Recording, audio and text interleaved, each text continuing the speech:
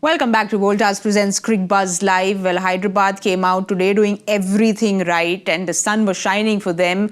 They were looking up at the sky. They were looking up at the rain gods and saying, please don't take my sunshine away. But the rain gods had other plans. The match has been abandoned and because of which both these teams get 1 point each. Delhi made 133 in their 20 overs. Ashutosh Sharma and Tristan Stubbs both got 41. Captain Cummins was doing everything right today, but unfortunately he could not do the rain dance very well. We are back with Joyda and Adam Gilchrist. He should have practiced that rain dance today because otherwise he got everything right, didn't he, Cummins? Well, we started the show today talking about dancing, didn't we? So maybe the curse was put on it when people went and then looked up my Gangnam Style dance and that... He knew he didn't have a chance. Yeah, that's the right. thing. He knew that after Gilly's performance... See, maybe Cummins should have done the Gangnam Style. They should have done something because he was doing everything right. But Joyda is just so disappointing for Hyderabad because they have been eliminated. They get that E next to their name. We know it was all about ifs and buts, but well, now they've got that E next to their name and the sun has set on Hyderabad.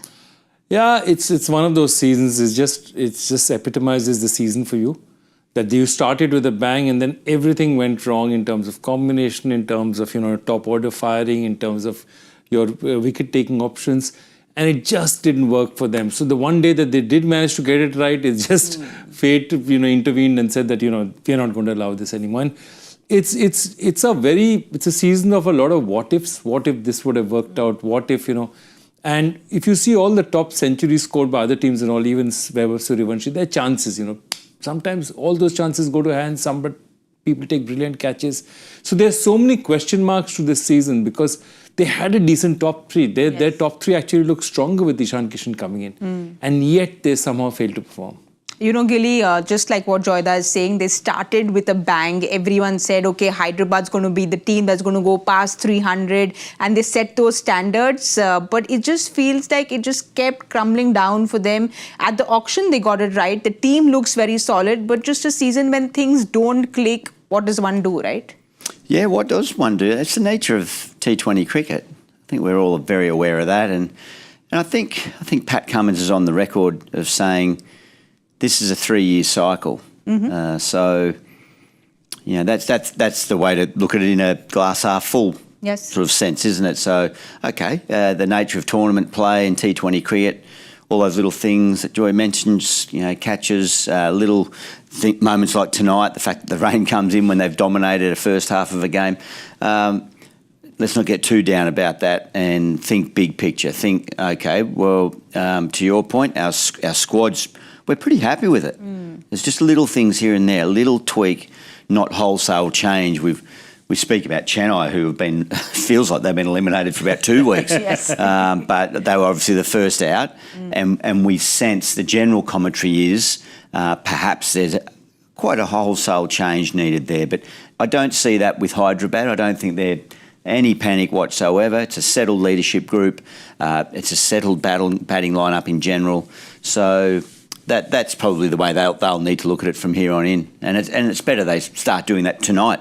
Immediately. Don't wait any longer. That's the one good thing, I guess, is they've got time and a few games now to tinker with it and try to find that. Well, Joyda, Pat Cummins had said the start of the tournament when they were going very aggressive with the bat, he said that this is Sunrisers Hyderabad, this is our brand of cricket and this is what we'll stick to. A few games later, when that didn't quite go right, he said, okay, maybe we need to reassess how we've gone ahead with the bat. So they did do that, but maybe it was a bit too late for them. But what are the positives for Sunrisers Hyderabad? I think the positives, difficult to look at too many positives this year. I mean, I thought Aniket Verma up front was decent. I thought Zishan and Sari gave them something with the ball. I thought both Kamindu Mendus, when he was, entrusted, did stuff for them. Ishan Malinga did stuff for them. But overall, the rest of them, I don't think performed. And I think the big option also was that, their top bowler up front, Shami, the one who, depending on for wickets. And Shami has just not looked the bowler he was last year. So 1 year later, Shami will be a year older, but if it's an injury-free year, he could be better as well. Gilly, well, 3 champion sides have been eliminated in this IPL now. We have a look here. There's Hyderabad, Rajasthan and Chennai who've all got that E next to their name. Does this give even more chance for a new champion this year? Sure does, yeah. Well, it favours, the odds stack a little bit more in the favour of the non-championship teams. So. I know you called a champion day before yesterday's game. You feel that RCB could be the champion side this year with the way they've been playing? RCB, I picked Punjab before a ball was bowled in the tournament. I thought, that's the team I'll name as the one I think may well win it. But yeah, we're all sort of guessing a little bit, aren't we? It's still a number of teams. The top, 3 or 4, I think, well and truly will feel like they're as good a chance as any. So is it going to be a new team, Joyda, or the 3 champion sides that are still in that points table who still have a chance? We know how Mumbai has been going about things. We know that KKR still have a chance in, and we know that Gujarat's doing well. I'd like it to be a new team. I'd like it to be a new team just because, 18th year of the tournament, 3 teams have not won it. I'd like them to get a bite of the cherry, but I mean, experience does count. I mean, especially a team like Mumbai or Kolkata, they're experienced teams, they're dangerous teams. And see, the thing about it is that if you look at championships, this is unlike, say, American sport where you play 6 games and things sort out. It's one-off. It's sort of one day, somebody gets going, Andre Russell hits a 50, Suryakumar Yadav hits 100. Anything changes, Bumrah takes 3 wickets. That's the point of this, that once you reach this, all you can say is that over 14 matches, you'll be consistent enough to reach the top 4. Yes. But once you're there and maybe good enough to reach the top 2 and give yourself 2 chances. But after that, so much of it depends on what you are on the day. I mean, I remember a very, very hot Delhi team in 2010. I think they came into the semi-finals and they met you guys. Yeah, 2009. 2009 in South Africa. And he smashed them. I mean, they were 11-3. They were the hot favourites. None is bowling. Gambhir, Sehwag, they had Dilshan, De Villiers. It was probably one of the best sides I've ever seen. And South Africans' conditions suited them. And 1 innings from Gilly and, hey, they were on the bus. And that's the good thing about the top 2. The incentives there to get to that top 2. So that's where, although we might think we know 3 certainties, there's nothing guaranteed yet, but we think we know, say, 3 certainties for the finals. Well, there's a battle within a battle there. They've got to jostle to get that top 2 because it is a nice security to have. Ideally, you want to finish top, win your first final, and then you leapfrog straight in. But it's a nice drop the game. And in fact, Gilly's that innings caused the rule to change. Yes, we don't we all remember. Well, Delhi didn't have the best innings today, but they will be very lucky that they've picked up that 1 point and they'll be smiling and a little relieved. But they were not so relieved when they were batting because this one man, Pat Cummins, who is our coolest performer of the match, powered by Voltas, Shore Kam Zyada. Captain Cummins today came out with that smile of his. He picked up 3 wickets and gave away nothing at all. 19 runs, 14 dot balls. Gilly, we've spoken about him, but he was just a really cool cat today on the field. Very cool, calm, collected. He normally is, so he could probably be the coolest performer of the day in any game of cricket that he plays. But maybe he might sit back and reflect and think, maybe I did miss a trick this season and not open the bowling enough. Exactly. Evidence there today from the very first ball, and we talk about all the best bowlers in the world. I know as a former opening batter, you go out there and you have a look at the matchup, and sometimes you look at who's running in and you look next to him at mid-on and think, I'm glad he's not running in. So just for that very first to set a tone of a match. And he did that with perfection today. Joyda, we see him doing that in the remaining games because we've seen how destructive he was, and he will want to continue that and play spoilers for the remaining... Yeah, because, see, I think he's made a very fair point. I mean, Stark and Hazelwood coming into bowl and you're at first change is a different thing. But, you're not going to get that quality of bowlers in the same team with you. And he just is such a good bowler. And see, 3 very different deliveries. The first, Karun Nair, traditional delivery outside off, corridor of uncertainty, nicks it. The next one, he grows across, And, Faf is thinking of where to play it. So he's trying to force the ball, doesn't have enough space, gets its edge. And the third, everyone knows that Abhishek Nair tries to hit it off his legs, That's a shot of his, but he also hits a lot in the air. So look, what you see is that he's bowled, they've made out. He's got Unadkat at the other end because he knows this is the pitch. And you noticed Unadkat bowled nothing up. Nothing up. He just kept it at a particular length where it's not a drivable length.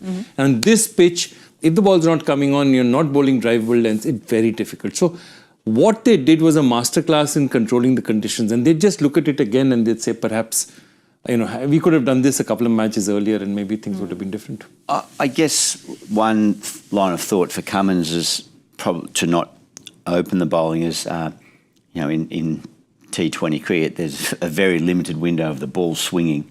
If it's going to swing, it will be in those first 2, 3 overs, 4 overs maybe. Mitchell Starc is he's always searching for swing.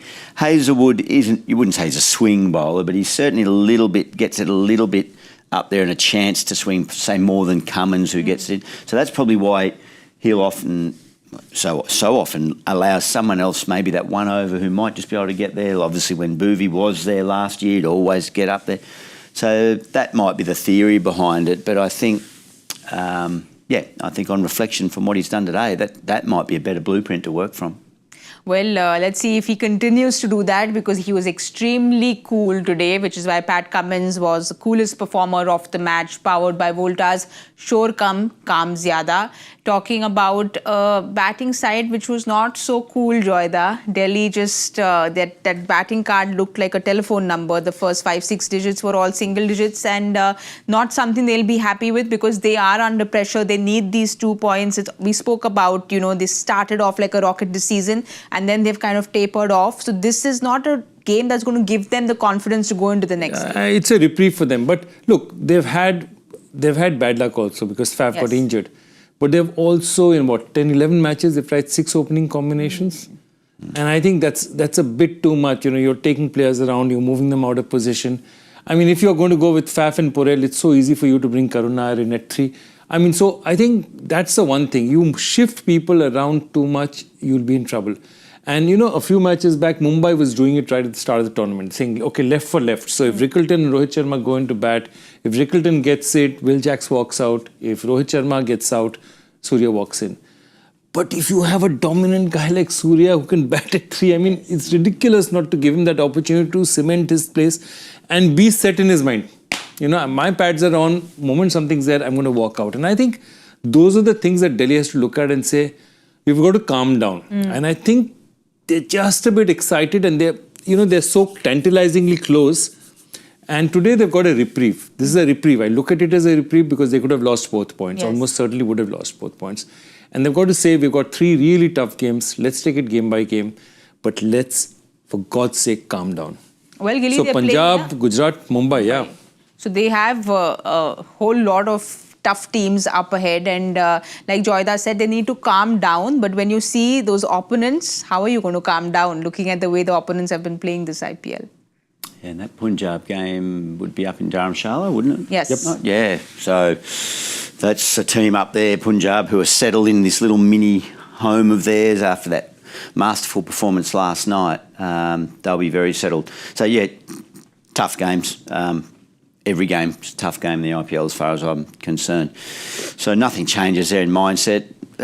Control their own destiny, I think. Win 3, they're there. So, but I think it's a really good point. That flipping of the batting order tonight, I didn't quite get. If Porel's going from top down to 6, I can understand. It's a significant change, and there's reason, but he just went one spot. He was in there for the second ball of the game. So they rectified nothing. Yes. That seemed a little bit odd. But try and find some fluency now with the same structure. Joyda, we are at that point where we go on to our scenarios.com, that point of the IPL. I'm going on our Cricbuzz app to just tell you all what Delhi needs to do is either, of course, they win all 3 games, which it's in their hands. But if they win 2 games, they get to 17. There would be a 3-way tie between KKR, Punjab and DC. Should at least 2 of RCB, GT and MI run towards the top with 18 or more. If they make it with 15 points, if numbers and results go some other way. So there are lots of ifs and buts, but right now they'll be focusing on getting all 3 wins under their belt. Yeah, I think the most crucial match for them is Punjab. And the reason is because Punjab is roughly in the same spot as they are. And really, if they beat Punjab, they give themselves a very good opportunity because they are knocking off a top team. See, even if at this stage, if GT loses a match, I don't think, they might slip out of the top 2, but I don't think they'll slip out of the top 4. So I think it's really important for them to win that Punjab match. And that first match is a really, really crucial match for them, I feel. Well, like you said, and you spoke about Gujarat and Mumbai, we'll have a look at what's happening tomorrow because these 2 teams take on each other. Mumbai take on Gujarat at the Wankhede Stadium, and both these teams, Gilly, red hot form. Mumbai just seems to be on a roll with that winning spree. But both these teams, they want the 2 points to go up top to the table. Yeah, I think that's right, isn't it? Whoever wins will see the top of the table at this time tomorrow night. So, yeah, this is the heavyweight battle starting to turn up now, the big ticket items. But Mumbai they look unstoppable at the moment, and they've had some success at home. So that momentum builds everything about the aura, and just watching, in some of the rainfill there, the interview, and I've seen it a few times over the last week or so, the interview of Rohit and reliving the championships, and most of those championships, they start in similar fashion to what they started this year. So ominous signs in that regard. But that's experience, having solid knowledge of how to get out of any sticky situation. And it'll be I tell you what's a insatiable lineup tomorrow, or it'll be a insatiable appetite to watch. Yes. Will be that batting lineup. The bowling lineup from Mumbai going up against the GT batting lineup, that top 3, who are, the standout performers really as far as top 3, the GT lineup. So that'll be awesome to watch. But Joyda, just everything going right for Mumbai because Rickleton, Rohit got those 270s, Surya's coming out and just getting runs at will, Hardik's contributing well, and then of course Bumrah, Bolt and that bowling. What more can one ask for? I was just thinking about it. When did this season turn around? It's when they beat Delhi. And in a match which Delhi should have almost certainly won, Karan Sharma, lands up there and changes the match for them.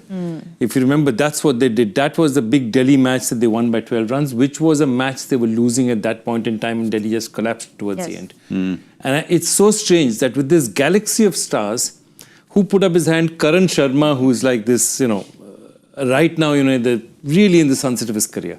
And I think that's just fired them, and they've looked at different sides since then. And then everyone sort of got to the party. And again, I cannot stress enough how important it is for them to have a set batting order, for them to know, okay, this is 1, 2, 3, this is the guys who are batting, these are the guys coming towards the end.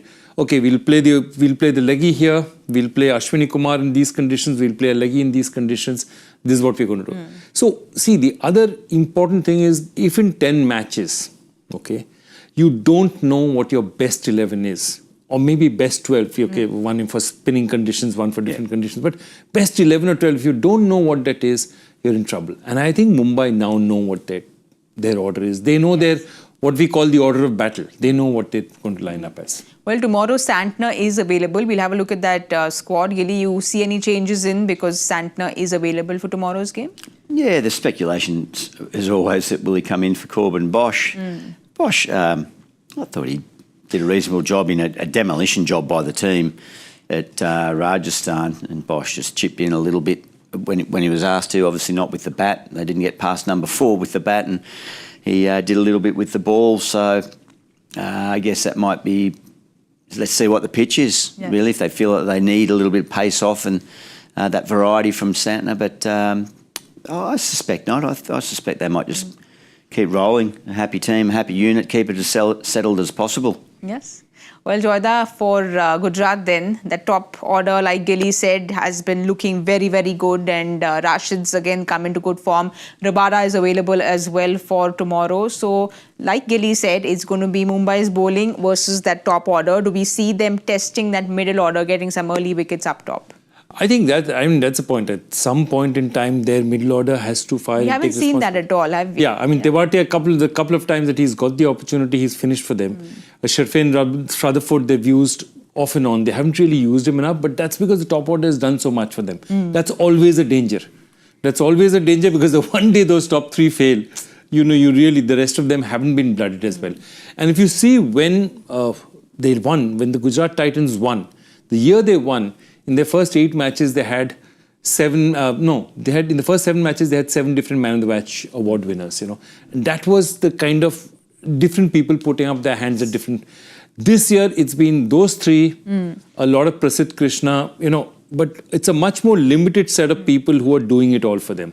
Yeah. And that's always dangerous for you. But I think that's going to be a great battle. What I'd like to see tomorrow, if I was Gujarat, I'd throw Rabada at them. Because, this is a good pitch for fast bowlers, okay? Rabada can go for runs, but Rabada is a wicket-taking, international quality bowler. I'd love to see him go at them. Gilly, we'll have a look at that squad and see who Rabada should replace according to you. Do you see him come in place of Koitse? I think that's about the only option there, really. You're not going to leave Joss or bold call to leave Rashid. Rashid hasn't really... form, but they've only got they've got 3 internationals, so they can play Rabada for Ishant as well. Yeah, there you go. I was looking only at the aeroplanes, but there is that option there. Prasidh Krishna, he tops the table, doesn't he? He's got the purple cap on at the moment. Big opportunity, big game for Rashid Khan. Yes. He's sort of been quite quiet for his standards and the focus that we always have on him. A great opportunity for him to really stamp his authority on this tournament and kickstart one. What a scalp it would be, Mumbai. So, it's really exciting matchup, actually, yes. Yeah. Well, the last time around, Gujarat beat Mumbai in the reverse fixture, but we know what happens when Mumbai comes to the Wankhede. You 4 out of 5. never ever count Mumbai's first fixture. Please, they have not even woken up. It's a West Coast. It's anywhere about 2 hours behind in terms of light. They don't wake up. They haven't won a first game since 2012. So why? Yeah, you've got it right. Let's then go with who our players to watch out for are. One from each team. I will go with... I'll go with Rashid for GT. We'll look out for him.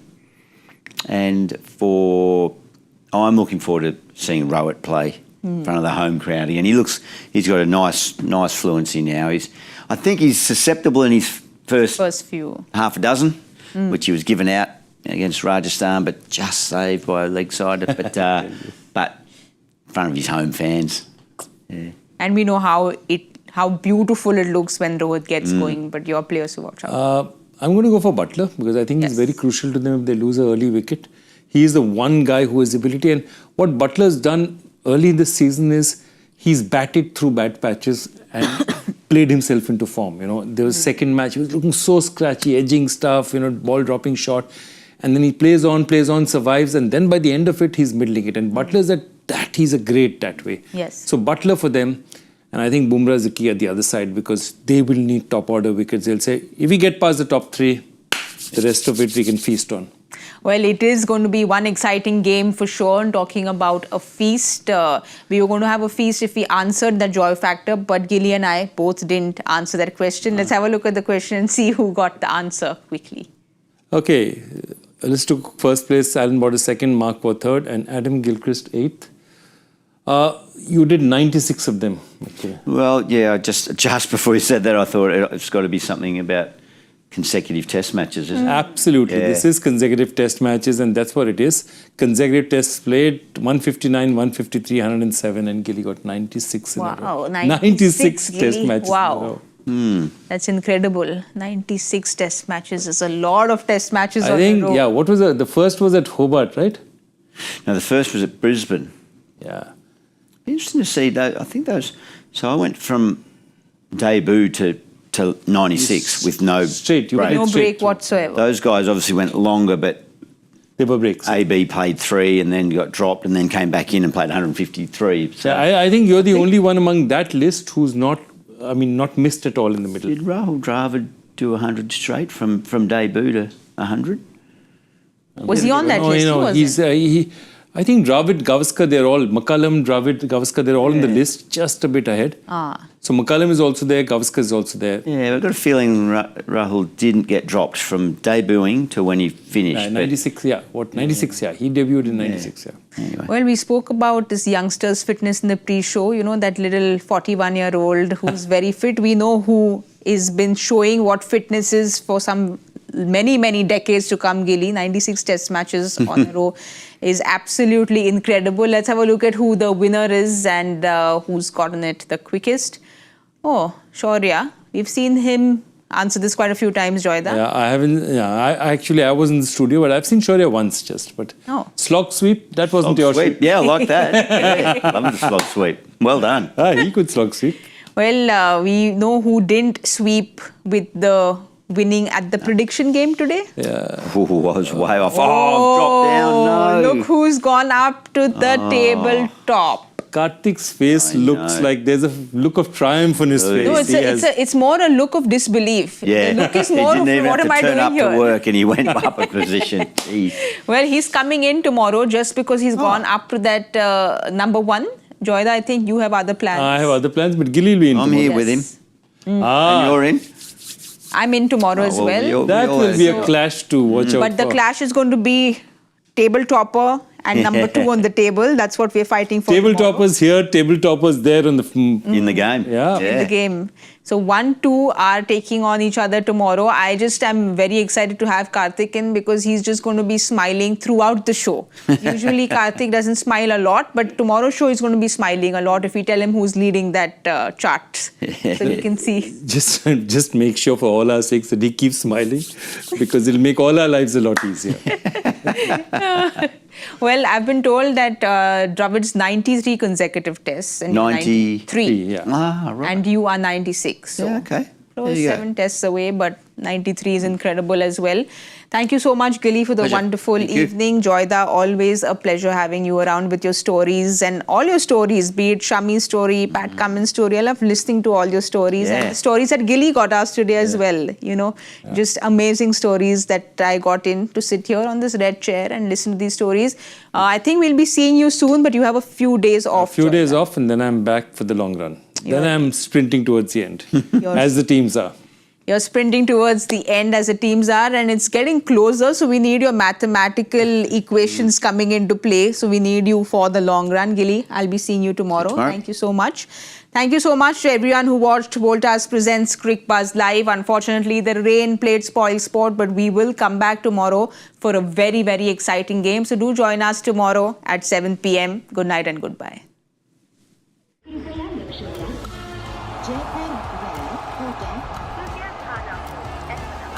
Delhi में आपका स्वागत Lucknow junction ನಿಲ್ದಾಣದ ಕಡೆಗೆ ಹೊರಟಿರುವ ರೈಲನೆ